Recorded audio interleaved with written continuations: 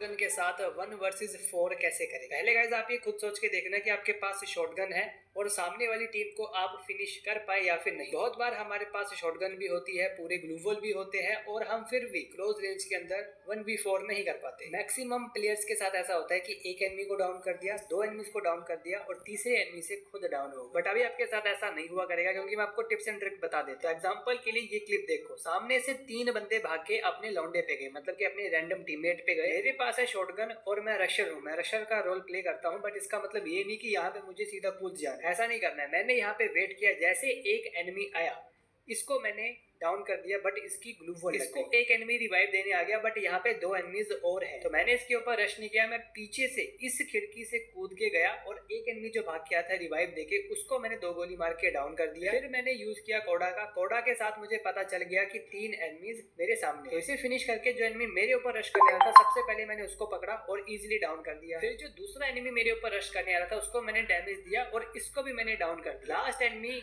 यहाँ पे रिवाइव दे रहा था अपने टीममेट को और मुझे फुटस्टेप्स की आवाज आ गई थी और मैंने इसको भी फिनिश कर दिया, एस हो गया।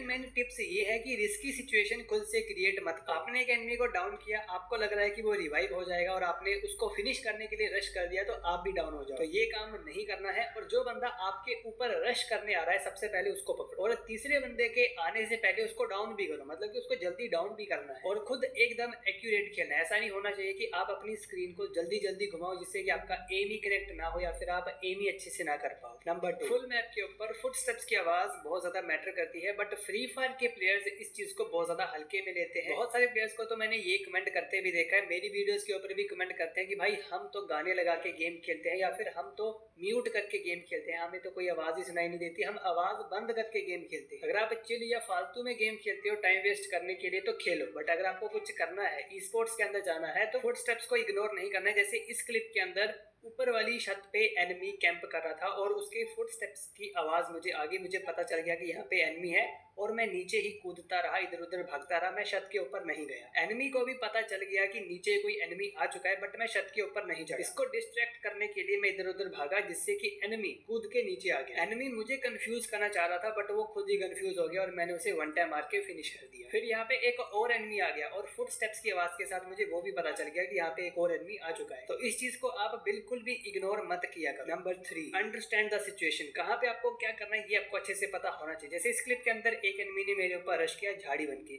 इसको मैंने मैक्स 7 के साथ डाउन कर दिया। मेरी एचपी यहाँ पे कम हो गई और इसके टीममेट ने मेरे ऊपर रश कर दिया। मैंने उसको थोड़ा सा डैमेज दिया बट उसने मुझे और ज्यादा डैमेज दे दिया। उसके बाद मैं यहाँ से भागा, सीधा भागा, मेडिकेट भी नहीं लगाई क्योंकि मेरे पास थी भी नहीं। सीधा भाग के मैं यहाँ पे आया, पॉकेट मार्केट ओपन किया, यहाँ से सुपर मेडिकेट उठाई, बाकी सामान पत्ता उठाया, मेडिकेट पूरा किया और एनिमी भी आ गया। इसको मैंने थोड़ा सा डैमेज दिया, इसने ग्लूवॉल लगाई और ये थोड़ा सा पीछे भाग गया। अच्छे से कवर का यूज करके मैंने इसको थोड़ा थोड़ा डैमेज देके डाउन कर दिया और तभी एक और एनिमी यहाँ पे आ गया और वो भी पैक हो गया। ग्लू मेल्टर फेंका और सामने से एक और एनिमी भाग के टावर पे गए। इस एनिमी को फिनिश किया और इसकी पेटी से नेड उठाया और पूरा एक्यूरेट नेड फेंका और टावर वाले एनिमी को भी नेड से ही फिनिश कर दिया। किस सिचुएशन को किस तरीके से डील करना है जब आपको ये पता चलने लग जाए तो समझ जाओ कि आप ई स्पोर्ट्स की जर्नी में आगे बढ़ चुके हो।